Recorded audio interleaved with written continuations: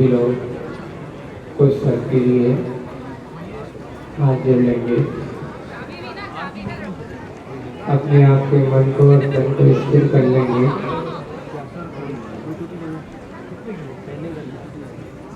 ओम नमः सिद्धेभ्यः।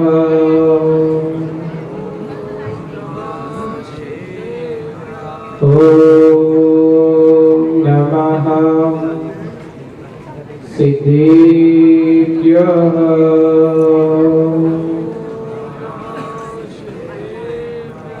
जय श्री ओम नमः सिद्धेभ्यः।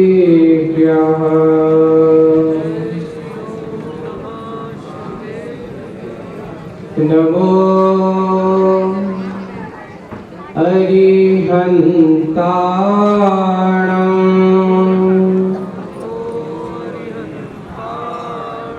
नमो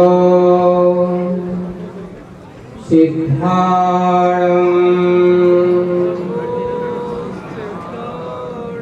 नमो आयर्याणं।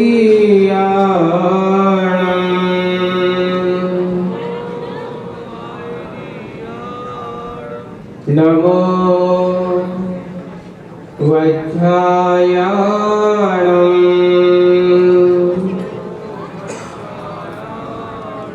नमो लोये सव्यसामूलम्।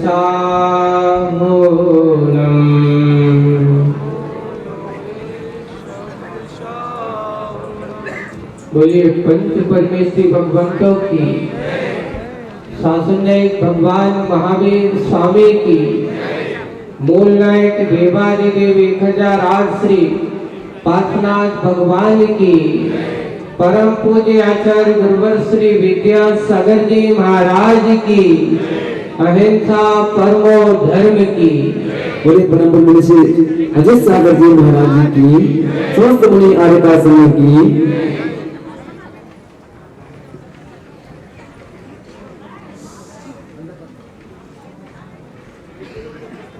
गर्भ कल्याण के इस पावन बेला पर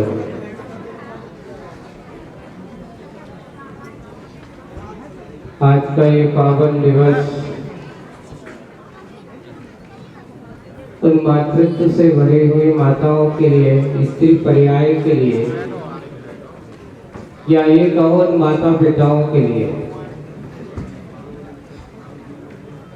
बहुत ही गर्व का दिन है और गौरव का दिन है।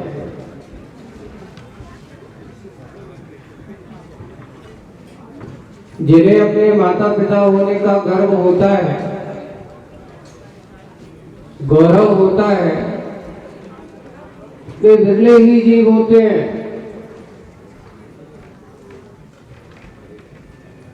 जन्म देने वाले तो प्रिंज भी होते हैं संतानों को,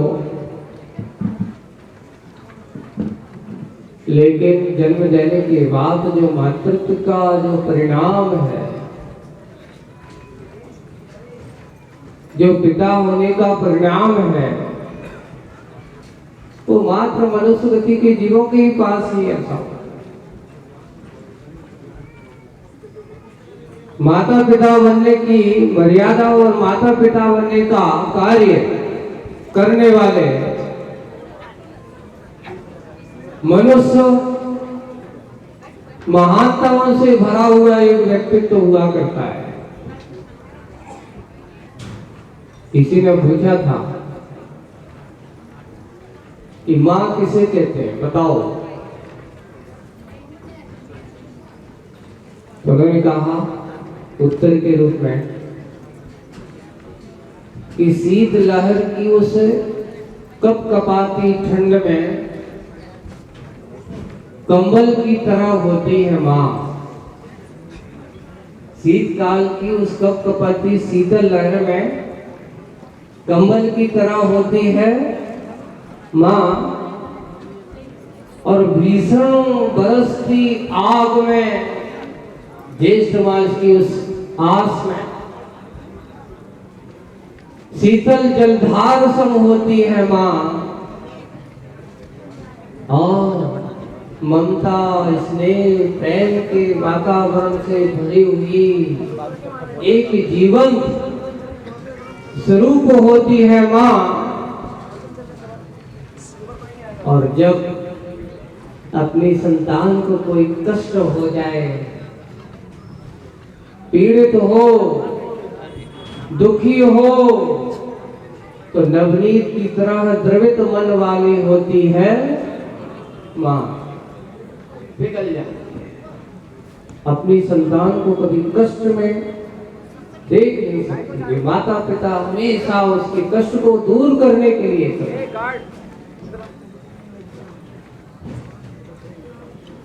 आज का ये दिवस आप लोगों को माता के लिए हुआ है,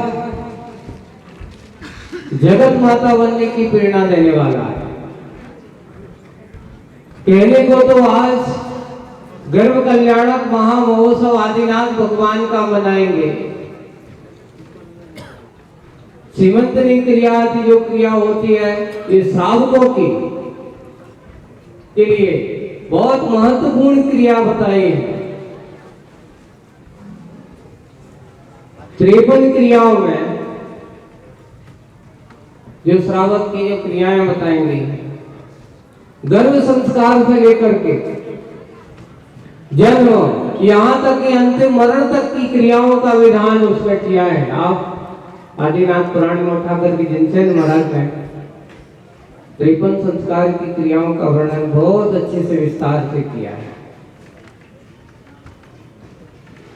उन क्रियाओं में सबसे पहले आज शुरुआत होती है जीव के आगमन से। और जैसे ही कोई जीव गर्भ में आता है, उसका स्वागत सत्कार अच्छे मंगल भाव के साथ किया जाता है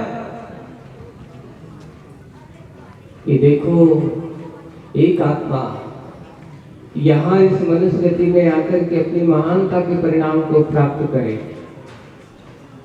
यहाँ आकर के अपना आत्म कल्याण के भाव करे।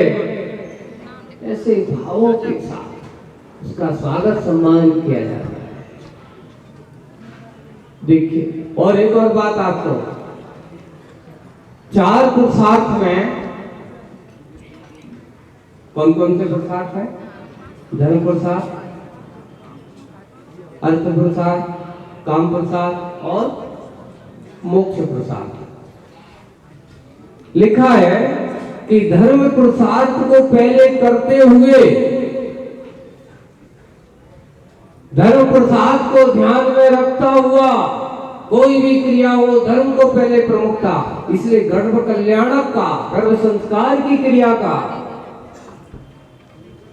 संस्कार जो है, उनके उस धर्म की, अपने उन महापुरुषों को याद करते हुए वो गर्भ संस्कार करता है। धर्म पुरुषार्थ को याद, अर्थ पुरुषार्थ, धर्म न्याय नीति को ध्यान में करता हुआ व्यापार आदि करता है, पैसा कमाता है। अब आता है काम पुरुषार्थ। काम पुरुषार्थ का उद्देश्य का है विषय वासना नहीं है, शारीरिक सुख की कामना नहीं है। काम पुरुषार्थ का उद्देश्य, काम पुरुषार्थ का उद्देश्य दो है। एक अपनी कुल की परंपरा को चलाना, संतति को बनाए रखना, और दूसरा है अपनी धर्म की परंपरा को निरावाज रूप से चलती रहे।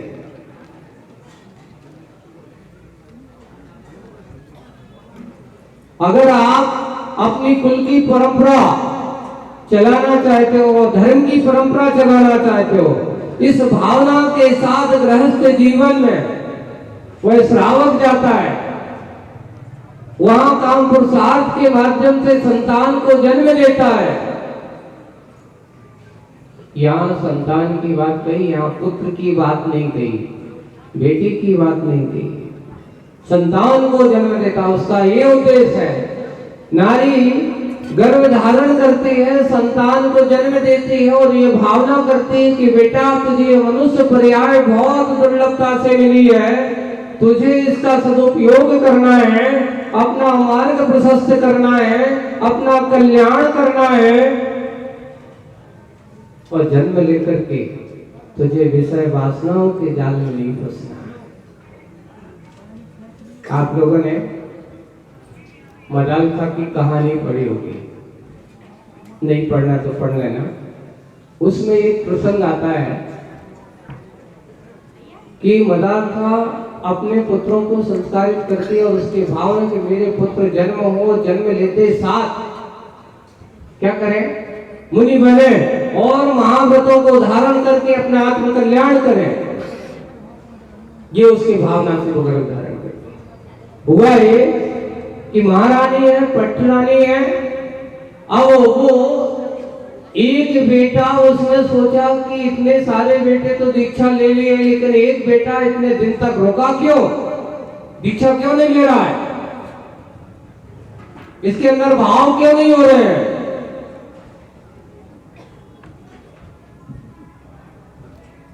तो उसने अपने आप का चिंतन किया और हुआ है चिंतन में उसने क्या पाया कि एक क्षण की थोड़ा सा प्रमाण,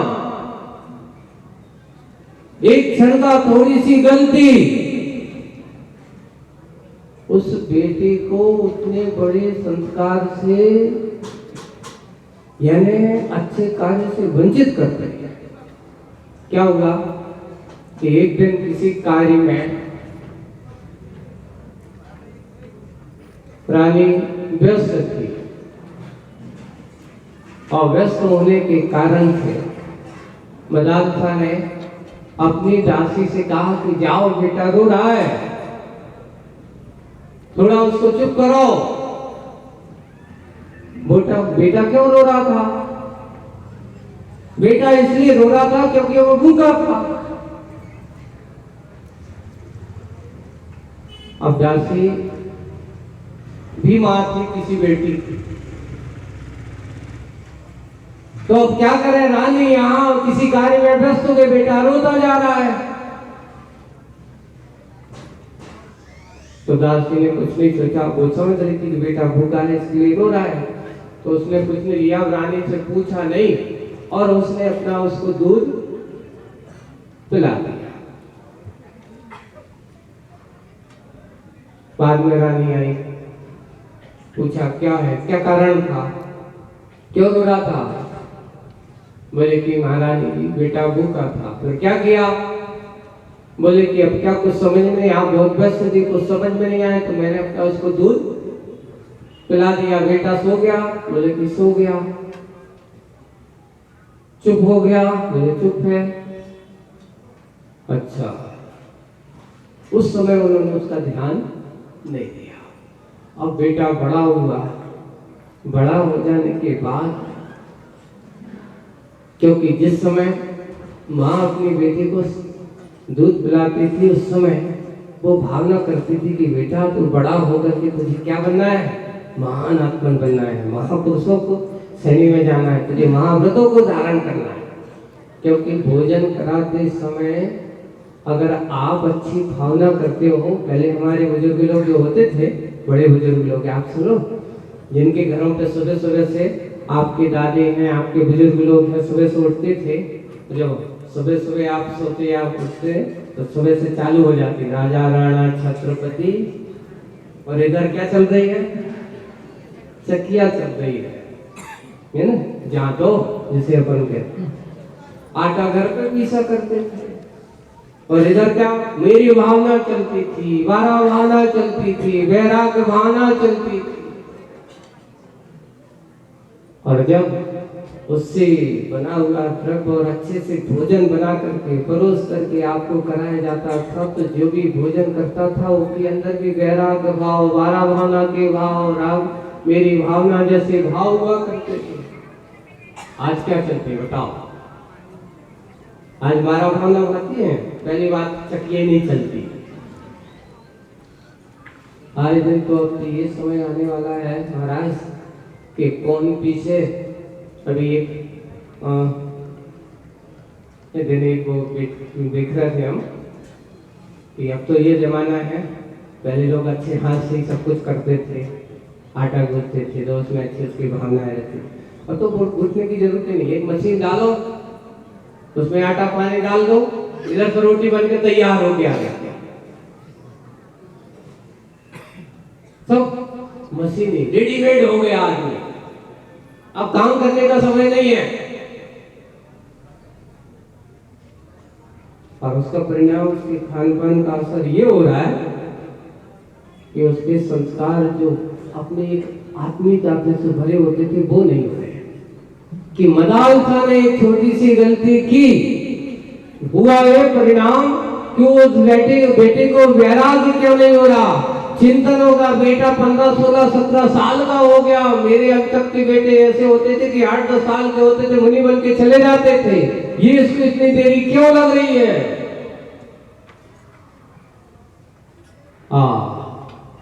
अब वो अपना पुराना इतिहास, वो एक दिन की गलती के कारण से दासी ने मेरा दूध न पिला करके अपना दूध पिला दिया,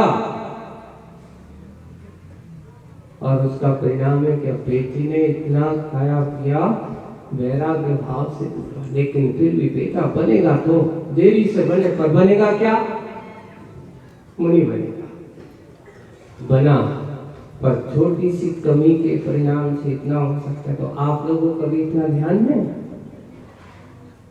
एक किसी शायर ने लिखा है, चित्र में बुआए माँ बाप की, कटाक्ष किया था उसने। तिप्ल में हूँ, तिप्ल का तो वहां पे बच्चे में, संतान में। वो यानी खुशबू आती है किसकी? माँ बाप की।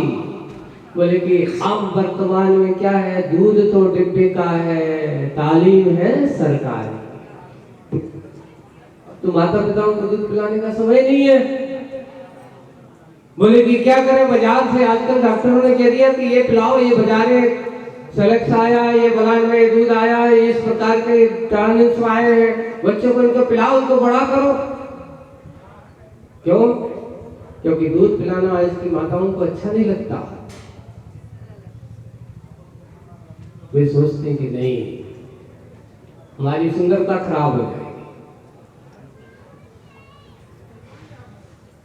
ये सबसे बड़ी रस्म है। पंचम काल जैसे जैसे बढ़ेगा वैसे वैसे विसंगति बढ़ेगी, माताओं की ममता भाव भी कम होता चला जा रहा है। इस काल में अगर मातृत्व भाव, ममता भाव अगर खत्म हो रहा है, समझ लेना ये काल का प्रभाव मानवता के अंदर की जो स्नेह प्रेम भाव वो धीरे धीरे जा रहा है। अभी आए दिन कुछ दिन पहले एक घटना पड़ी थी आपने पेपर में कि पंजाब साइड में एक युगल जिसका अभी 8 महीने का एक छोटा सा बेटा संतान थी, उनको शौक काय का लगा? स्मार्टफोन का। अच्छा, रोज रील बनाना है, रोज अच्छे अच्छे पिक्चर बना करके व्हाट्सएप और ये चलाना है, इंस्टाग्राम पे लगाना है। तो क्या करें, एक अच्छा बड़ा अच्छा महंगा मोबाइल चाहिए, महंगा मोबाइल चाहिए। एक काल्पनिक घटना नहीं, सत्य घटना है। पुलिस ने फिर पकड़ा, उनके ऊपर केस भी लगा। तो उन्होंने क्या किया, दोनों पति पत्नी कहते एक काम करो, अच्छा मोबाइल चाहिए, कितना 1.5 लाख का। तो अपने उन्होंने योजना बनाई कि एक काम करो, बेटा तो फिर अपन जन्म दे देगी, इसको बेच दो, 2-5 लाख रुपया मिल जाएंगे। 8 महीने का बेटा,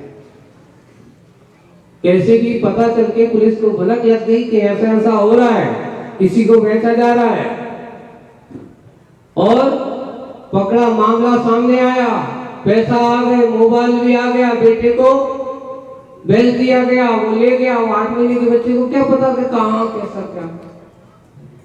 बाद में पकड़ा गया, बोले कि क्यों तुमने ऐसा किया? बोले कि मुझे बड़ा अच्छा स्मार्टफोन चाहिए था। क्यों चाहिए था? इसलिए चाहिए था कि मुझे अच्छी रील बनाना है, मुझे फोटो खींचना थी, मुझे इंस्टाग्राम पे और अपने फेसबुक पर और व्हाट्सएप के जमाने पर। आप भी ऐसे हो?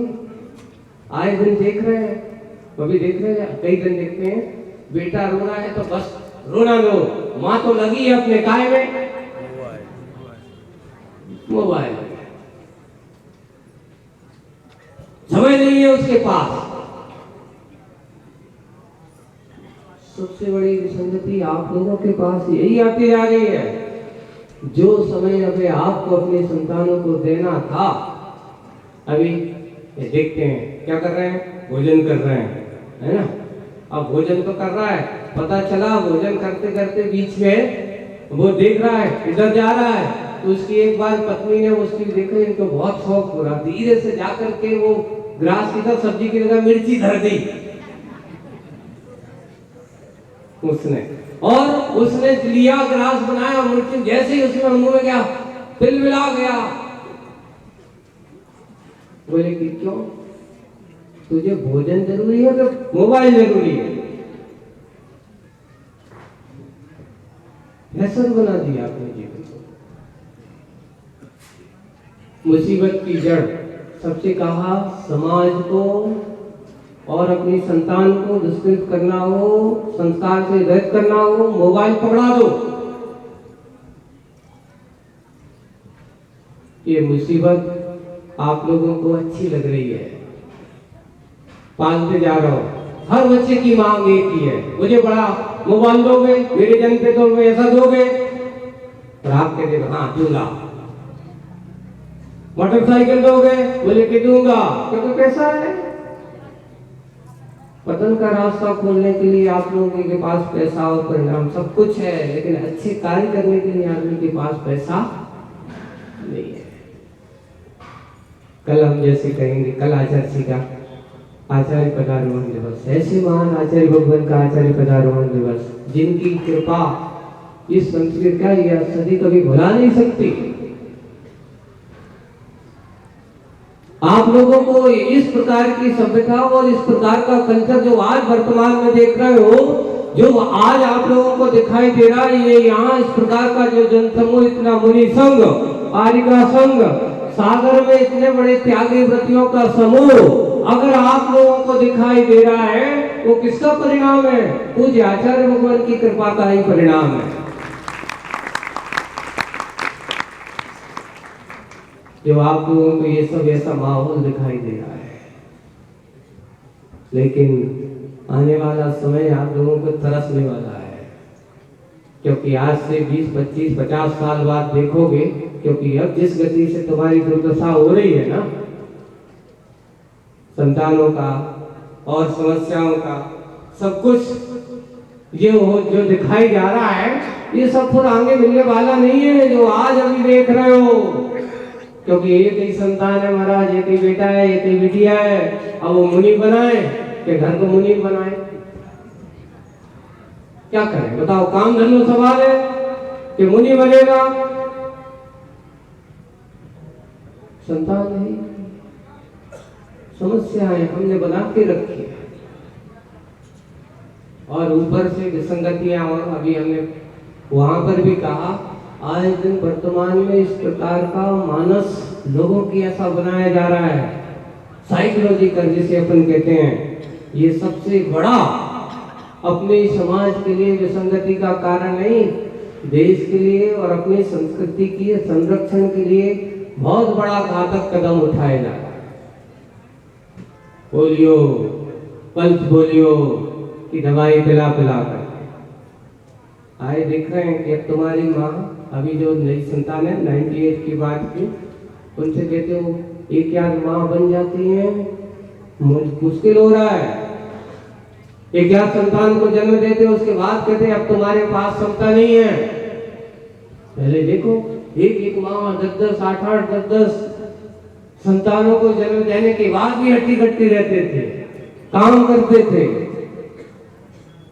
अब आज हॉस्पिटलों में ये दिशा है तो वहां पहुंचते डॉक्टर अगर उनके पास हॉस्पिटल में जाते हैं तो 100% में से अगर देखा जाए तो 10% नॉर्मल डिलीवरी हो रही है, 90% सब क्या कर रहे हैं? ऑपरेशन हो रहा है, सीजर हो रहे हैं। ये क्या है? आप लोग सोचते हैं महाराज ये सब बातें आप लोगों को अच्छी लगती नहीं है, हम तो हमें अच्छी नहीं लगती, लेकिन तुम लोगों की जो विसंगति है उनको देख करके ऐसा लगता है कि इनकी दशा क्या होगी। विसंगतियां पैदा तुम लोग कर रहे हो, इसलिए बंधुओं आज आप लोग अपने मातृत्व के समस्याओं को सुधारने की कोशिश करिए। अपने खान पान को, अपने विचारों को, अपने पहनावों को और अपने आचरण को थोड़ा सा, मोबाइल जो तुमने बना करके रखा है इसको मुसीबत सुविधा का साधन मत बनाओ, साधन को साधन ही रहने दो, इसको विचारों की परिणति मत बनाओ। अगर सूचना के लिए जरूरत थी तो पहले घर में एक फोन से पूरे घर का काम चलता था। आज कितने घर में जितने आदमी उतने फोन और ऊपर से दो दो फोन। शरीर पर विज्ञान कह रहा है कि सबसे ज्यादा रेडिएशन का प्रभाव ये है कि आपको कैंसर जैसी बीमारी आम हो गई, सर्दी जुकाम जैसी हो गई। उसका कारण यही है कि रेडिएशन सबसे ज्यादा। मैंने कभी तंबाकू नहीं खाई, मैंने कभी बीड़ी नहीं पी, मैंने कुछ किया ही नहीं, आज मुझे कैंसर क्यों हो गया, क्यों हो रहा है? ये सब विसंगतियां हैं। आप लोग सोचना, गर्भ कल्याण के समय संस्कार का समय है, साथ साथ आज जो विसंगति हमारी संतानों के साथ हो रही है, जो काम पुरुषार्थ संतान की कुल की परंपरा के लिए हो रहे थे, आज काम पुरुषार्थ नहीं रहा, आज तो विषय वासना का कार्य चालू, मर्यादाएं टूट गई हैं, मर्यादाओं का अंत होता गया है। अब आप पूछते हैं एक काम और करना, सबसे पहले आपके घर पे आपकी बेटा हो चाहे बेटी हो, रात में 10 बजे के बाद आप उनके हाथ से मोबाइल लेकर, अगर सच्चे माता पिता हो तुम तो ठीक है, तुम पढ़ रहे हो, लिख रहे हो, सब कुछ करो, क्योंकि आज तुमने सब घरों में अपने सेपरेट सब कुछ, ये बेटे का कमरा, ये बिटिया का कमरा, और साथ साथ क्या दे दिया। वैसे तो हम कहेंगे अगर तुम समझदार अच्छा संस्कारी माता पिता हो तो जब तक तुम्हारी बेटी का विवाह नहीं तब तक तुम अपनी बेटी को अपने पास, अपने नजदीक सुलाना चाहिए, बेटों को अपने पास रखना चाहिए। पर क्या करें, आज माता पिता ही बिगड़ गए तो संतान कहाँ से हो। माता पिता लगे 10 बजे के बाद उनका मोबाइल चालू होता है, दिन भर काम करते हैं। अभी पूछा एक सज्जन आए, वो कहते क्या करते हो भाई? कुछ नहीं महाराज, दिन भर तो काम में लगे, फिर आते हैं 10 बजे के बाद मोबाइल खोलते, पूरा खोलते रहते, 2-4 घंटा कब निकल जाते पता ही नहीं चलता। अब आप कहो कि संस्कार आप लोगों को आए दिन बिगड़ने का अति का इति होता है। आप सब लोग सोचना, हम वासना की उपासना नहीं करना है, हमें तो काम प्रसाद की बात करना है। आज जो इस प्रकार की जो विसंगतियां हो रही हैं, गर्भपात जैसे महापाप हो रहे हैं, बंधु इतना ध्यान रखना, जिसने अपने जीवन काल में अगर ऐसा पाप किया है, अनेक भव तक मातृत्व बनने का सौभाग्य उन्हें मिलने वाला। आप सब अच्छे से जानेंगे। समय को अपन देखते हुए अपने आप को संभालें, हम विसंगति से अपने आत्मसंगति की ओर बैठाने की कोशिश करें।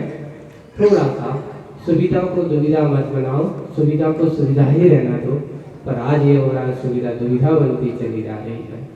हम एक और दूसरी बात कि अपने जितने भी संतान हैं, आज तो मैं लोगों से कह रहा हूँ पल्स पोलियो की दवाई पिलाना बंद कर दो, कुछ नहीं होना, चिंता मत करिए आप अपने संतानों। यहाँ अपने शांति धारा में जो स्वर्ण प्राशन होता है आज भी होगा, आज यहाँ पे लग गया है, कितनी भी हो, आप 3 महीने से लेकर के 16 साल तक के बच्चों को स्वर्ण प्राशन की दवाई जरूर पिलाना। उससे उसकी बॉडी में रेसिडेंट अच्छे, उसकी बॉडी में क्षमता बढ़ेगी, उसके विचारों में क्षमता आएगी, उसकी सोच अच्छी होगी। वो आप यहाँ कराएं, चिंता मत करो, आपको अच्छे से जितने भी बच्चे हैं उनको लेकर के आए, हर महीने पिलाएं। इतना आप लोगों को कहा गया, जिससे आप चिंता मत करो, अगर आप उसको पिलाते रहोगे कोई भी बच्चा विकलांग पैदा होने वाला नहीं है। आज जो पल्स पोलियो के नाम से दवाई पिला रहे हो, पल्स पोलियो तो एक तरफ है, उसमें और कुछ भी रहस्य बहुत सारा भरा पड़ा है।